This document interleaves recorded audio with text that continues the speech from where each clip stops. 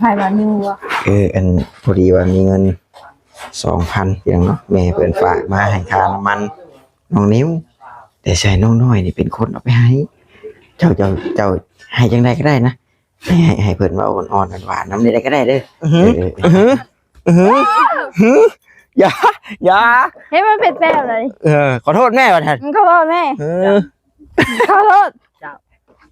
เพลงเขาว่ามือบ่ต้องเทิงว่าในปากนะเพลงเขาว่าเขาถาม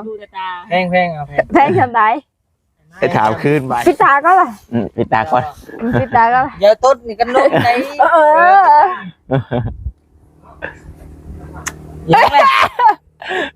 ปิตาอีแต่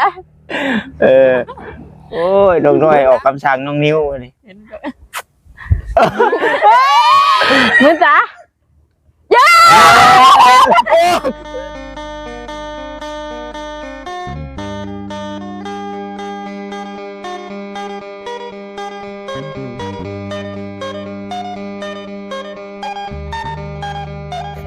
ใช่ป่ะ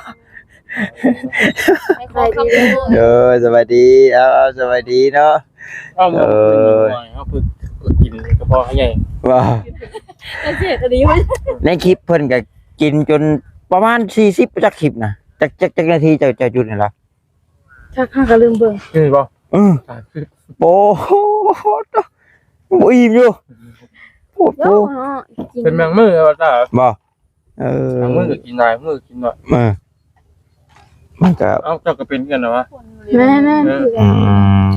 น้องน้อยคือกันบ่บางมือกินหลายมือกินน้อยก็ป้าไม่ได้เด้อตอนแรกนี่คิดเมนูไว้สิกินไข่ต้มเพราะ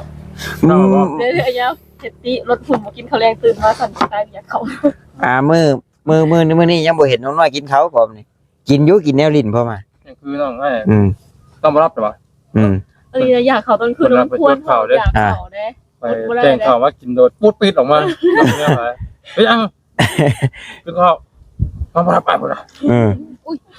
ใหญ่คือเก่าโอ้ยเนาะพี่น้องเอ้ยมื้อนี้ทางอุตุบ่เพิ่นว่ากรมอุตุนิยมเพิ่นแจ้งเตือนมาว่าพายุกำลังสิเคลื่อนที่เข้ามาอีกพี่น้องเนาะเคลื่อนที่เข้ามาอีกรอบคาดคะเนว่าสิมีผล 100% มื้อนี้บ่มีข่าวดีว่ะฮะบ่มีข่าวดีว่ะมาขอบใจบ่เด้บ่แม่นบ่ใช่โอ้ปันกันเอาเบาะหน้านิ้วนะเด็ดบัดเอาเบาะก้อนเดียวได้ยินไปแล้วเหรอลูกก้อนมันเหลือแต่เดียวก้อนเดียวญาติกันกินบาดเนาะปันกันแน่นอนหาเพลงกันคือได้ยินใช่มันยินก่อนนะมีราคากินนี่มีราคาเคลียร์กันแทงก้นแหละคือได้ยินข่าวว่าทางเพิ่นสิเก็บเครื่องเมื่อเลยแม่นบ่แม่แล้วก็ละคุมราคาน่ะฮู้ล่ะติเท่าไหร่น่ะ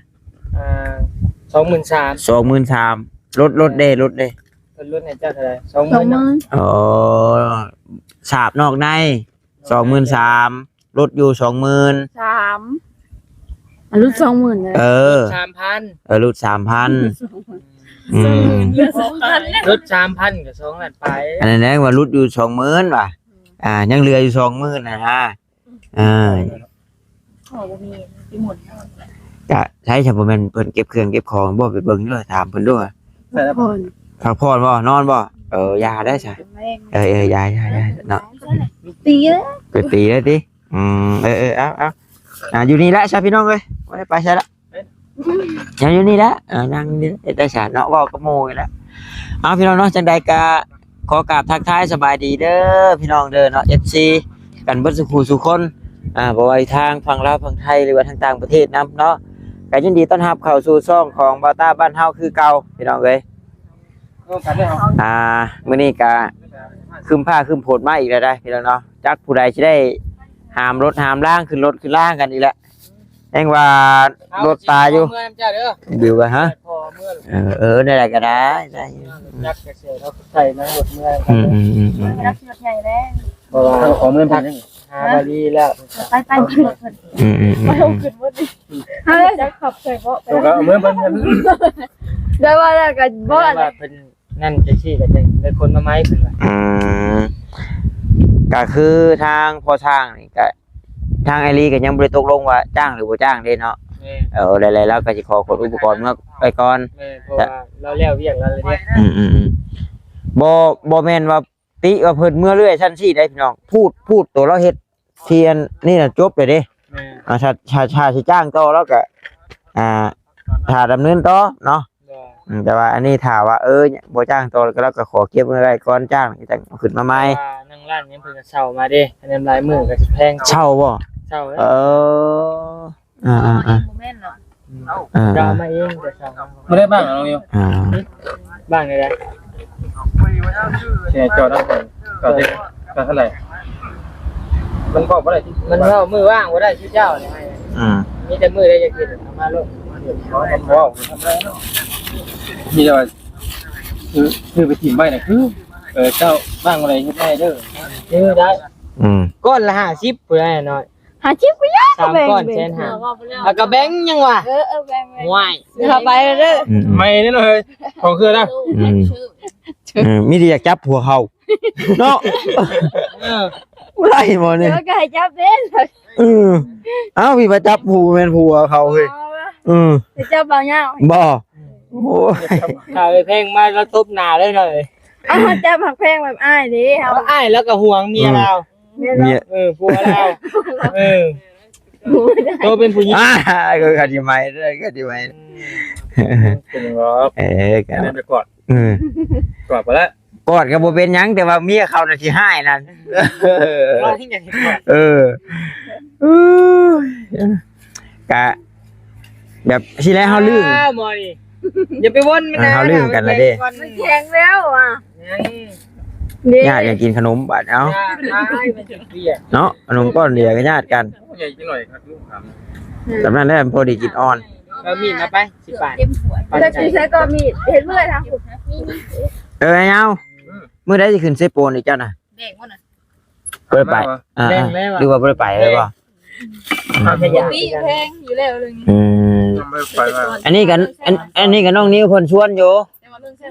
น้องนิ้วชวนขึ้นเซโปนอยู่พี่น้องเนาะ เห็นว่าในโฆษณาค่ะ เซโปนน่ะขึ้นไปเว้าสุฟังใหม่คักๆอยู่ฮะสิขึ้นไปเซโปนเว้าสุฟังใหม่คักๆอยู่แบบ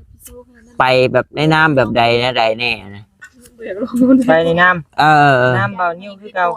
แบบว่ามีหยังแบบใดแบบใดเป็นเคสใดมีแบบใดที่นะ อ๋อ หรือว่าชวนขึ้นไปแบบหาเคสหาหยังไปที่บ่หรือว่าแบบใดนี่ ไปในการไปแจกเครื่องไง แจกเครื่อง เออ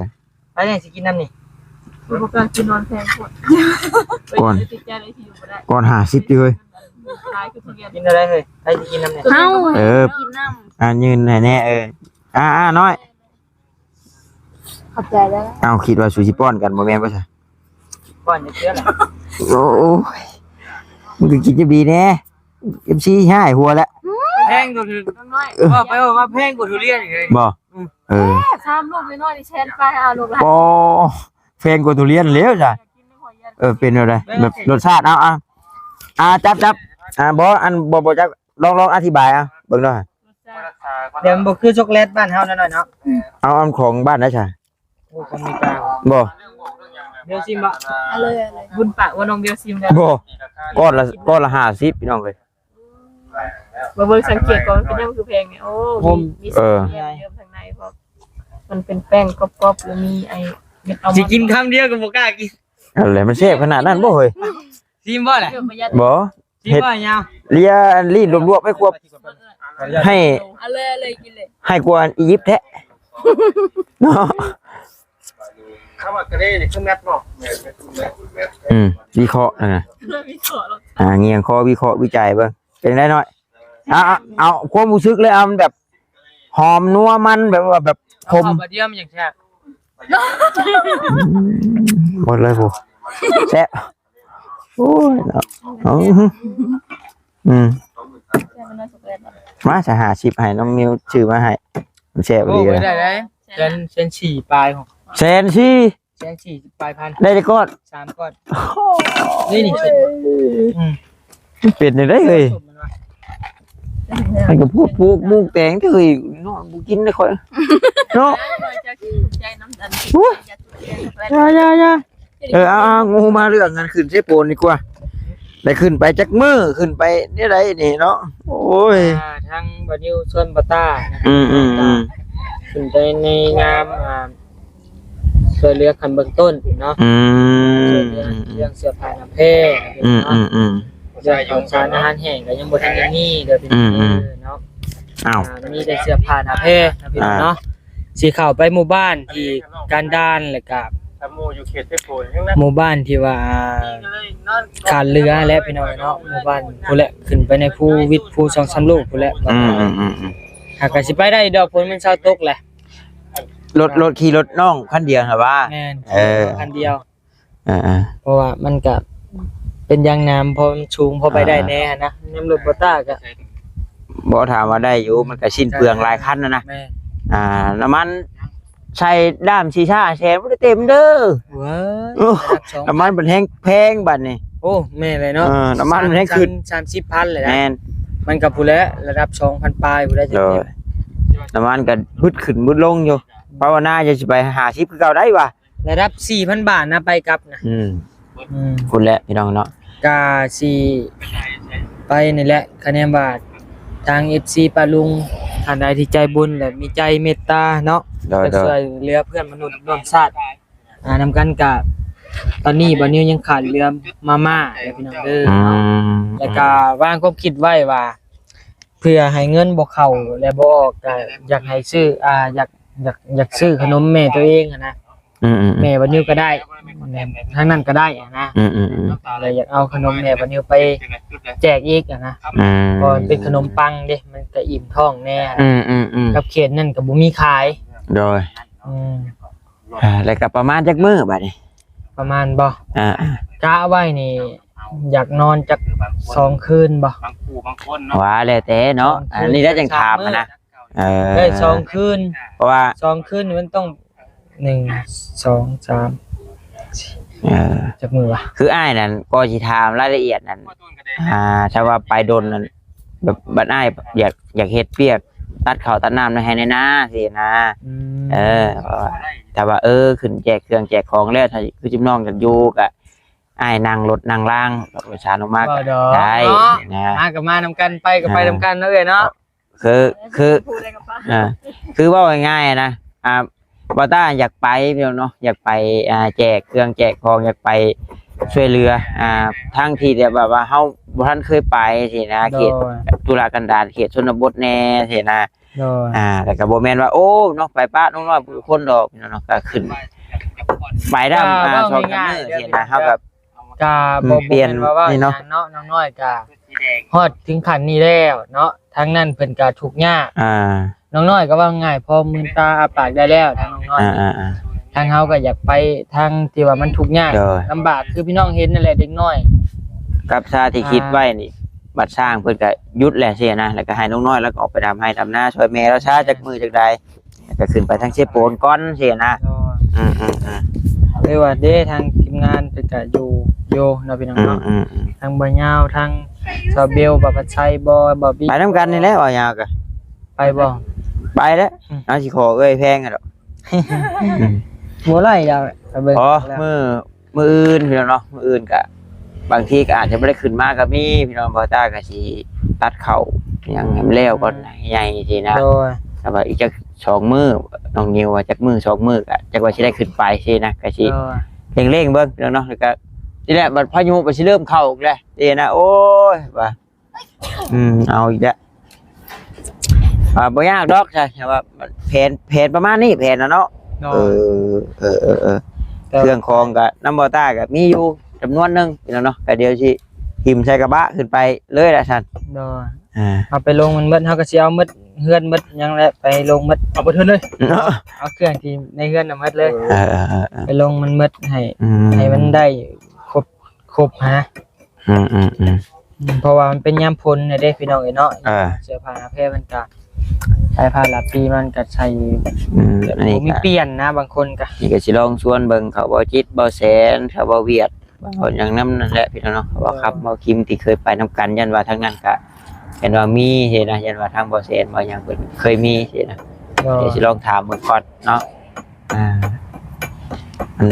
หลายคู่หลายคนช่วยๆกันพี่น้องเนาะบ่ทางหนึงก็ทางหนึงเป็นมาม่าปลากระป๋องนี่บ่ทันมีทางน้องนิวว่ะเนาะมีแต่เสื้อผ้าหน้าแพรพี่น้องเอ้ยทางบ่ต้าเองคือกันนั่นแหละพี่น้องเนาะสำไปน้องเพิ่นก็มีแต่หมักกระโตกับหัวใจนี่แหละคือแห้งและช่วย แนวอื่นให้ อย่ามีแต่ทำเลย เนี่ยเฮ้ยนะเฮ้ยตัวได้ยินคือกันบ่ ไป เอาขี่ไปคือนี่ ไปยัง ปุ้มรถ เสียงรถบึ้นเสียงสร้างเพิ่นเก็บเล็ก บ่โอ้ย ได้ยินไม่ใช่จ้ะแนวหมูอ่ะบ่ได้ยิน เดี๋ยวบลุ่มรถเนาะบ่มันยังไล่หาฮับเพื่อนบ่บัดนี้เนาะ ใช่ มันตกเลยยังหน่อยเนาะ ไอ้น้อยย่างไปทั้งชาเพิ่นก็ดูจักหน่อยไป เพิ่นเก็บเครื่อง เบิ่งเก็บเครื่องเก็บของก่อนเด้อจะทำไรแท้เราค่อยต้องบอกฮอดกันบัด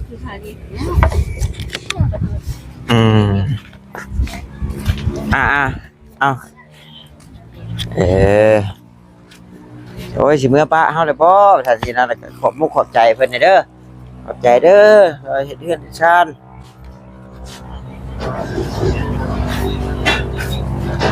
โอ้ยเนาะ บ่ตื่น ดีเนาะเราบ่ตื่นบ่เราบ่ตื่นแล้วของบ่จุ้ยช่วงแล้ว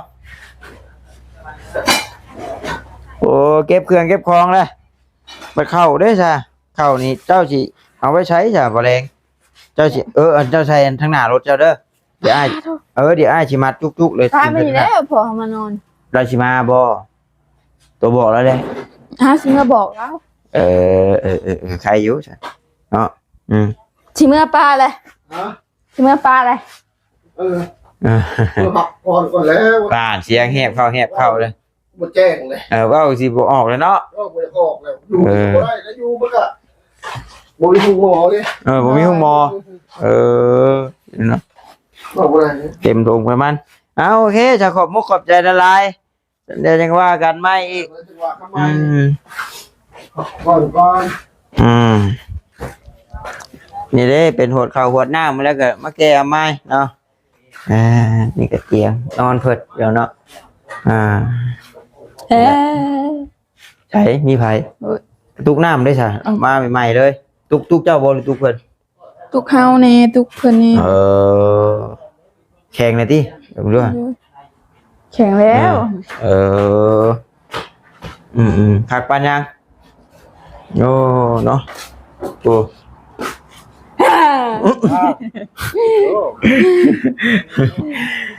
วันแรงเจ้านอนเผาได้เลยเนาะมีตุกมีเตียงข้างแนวหักเลยได้ที่เลยได้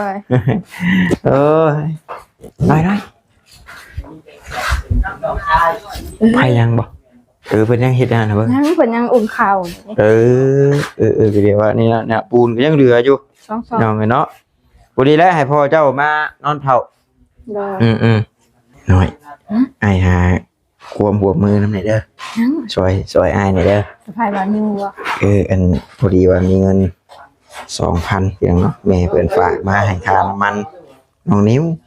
แต่ใส่น้องน้อยนี่เป็นคนเอาไปให้เจ้าให้จังได๋ก็ได้นะให้เพิ่นว่าอ่อนๆหวานๆนำได้ก็ได้เด้อเอาเฮ็ดได้ก็ได้คอนเทนต์เจ้าเด้อตัวนี้เด้ออย่าไปลงเหยียบได้เลยเนาะพี่น้องโอ้ยนี่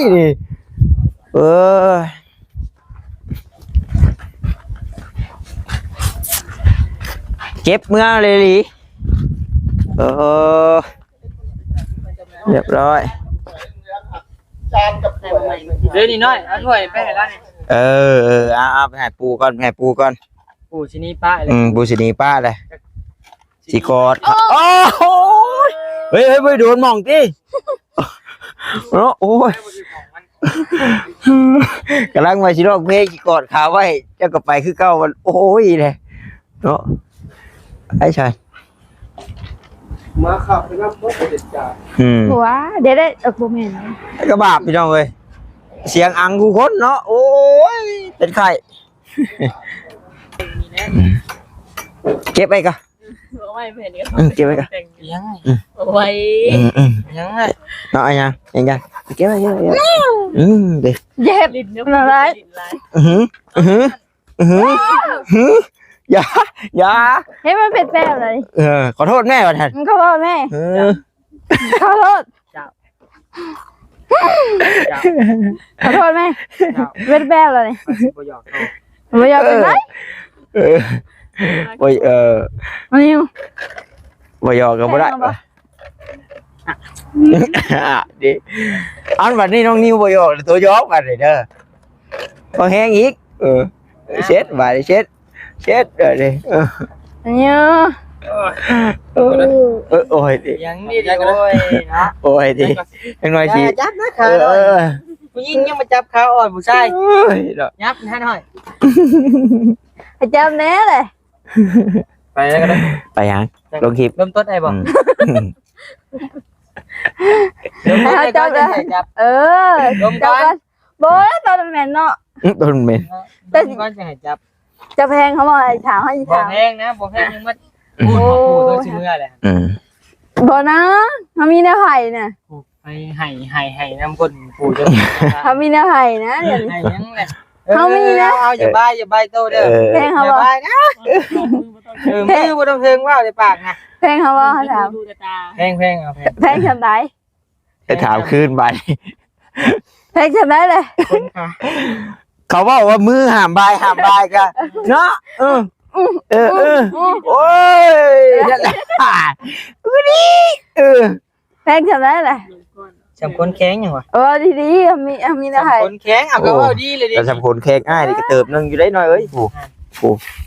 นับเบิ้งจักเซนเดาโอ้เติบนึงอยู่ได้นี่มุดแดงจนขึ้น เขา บ่ มี ได้ แนวชายเจ้า ให้มา ปิดตาก็เลย ปิดตาก่อน ปิดตาก็เลย เดี๋ยวต้นนี่กันนกใจยังไง ปิดตามือตาเดือ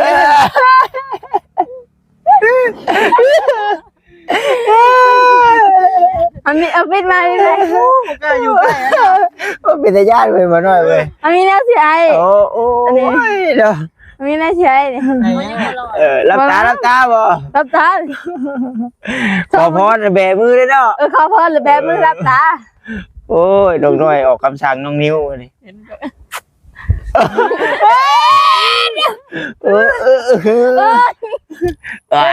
บาดหูบาดตา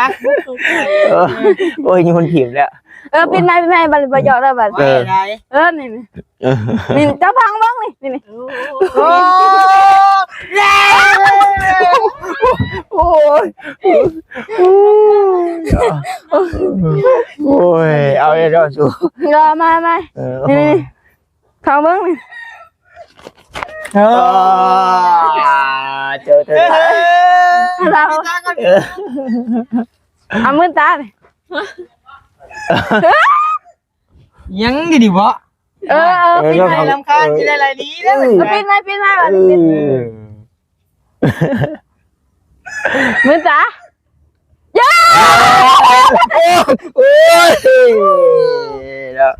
โอ้ยโอ้ย มีเสียงอย่างอยู่นี่ฮะ บอกจะดีแต่มอบให้เขาก็บอกจะดีแหละ เงินแบบเงินมันใหญ่จะดีฝากมาให้เจ้า โอ้อันนั้นงามกันไป หรือว่าสี่ปันกันคนเขิงบ่ บ้านกับบ้านกันหมู่กาว ใช่ยาบ่ใช่ ไม่อยากกระเล่มเล่นนะ เนาะ เอาชื่อขนมมันหาที่พันอยู่เรื่อยเจ้าเลย เฮาเป็นเจ้าไผ่เจ้าไผ่ เจ้าชื่อมามื่น คือ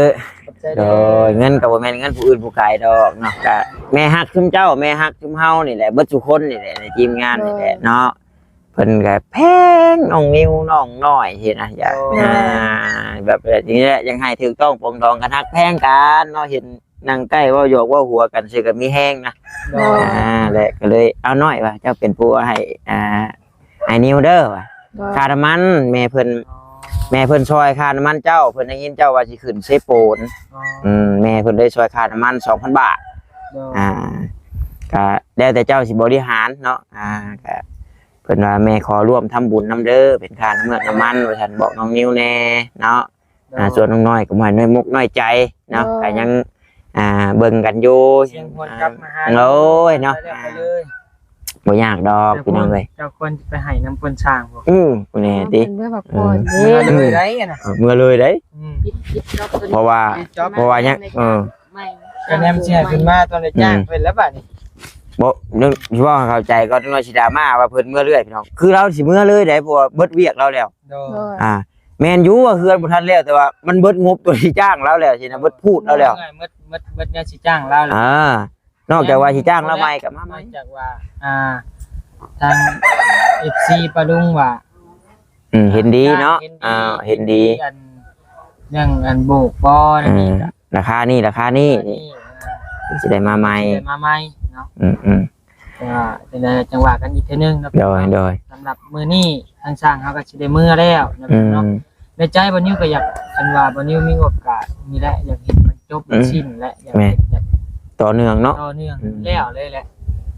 แต่ว่าส่วนงบค่าจ้างนั้นบ่นิวหมดแล้วหมดเท่านี้เนาะส่วนเทพื้นนี่ยังค้างพอบ่นิวอยู่ 5,000ทางบ่ดีเพิ่นสิจ่ายเนาะตัวนั้นเนาะทางบ่นิวมีแต่งบ10,000ก็นั่นแหละพี่น้องเนาะจังได๋ก่อนก็ โดยขอบมุกขอบใจแม่เพิ่นนั่นแหละ แม่ใหญ่ใจดีจากฝั่งไทย โดยแม่น ขอให้แม่อยู่ดีมีแฮงความเจ็บบ่อยได้ความไข้บ่อยมีปรารถนาสิ่งใดขอให้ได้สิ่งนั้นสมความมุ่งมั่นปรารถนาจะเจ็บจะจนเรื่องไหนเด้อนะ ถูกเนาะผมดีใจน้ำน้องน้อยก็ได้ทางน้องนิวก็เอาเนาะได้บุญได้กุศลน้ำกันพี่น้องแม่เพิ่นฝากทำบุญช่วยเป็นค่าน้ำเมือกน้ำมันขึ้นไปช่วยเหลือพี่น้องทางเซโปนผู้ที่เพิ่นยังขาดแคลนอยู่พี่น้องเนาะประมาณนี้เด้อจ้ะพี่น้องเด้อเบิ่งมาอ้ายมาเอาสบายดีเนาะโดยเบิ่งถ่ายรูปงามก่อนซั่นเด้อแบบบริจุกล้องเลยได้พี่น้องเนาะ1 2 3อ้างแม่เพิ่นดอกก่อนมันนี่เนาะไปโอ้เก็บลูกกลัวอยู่เอาให้เบิดเด้อ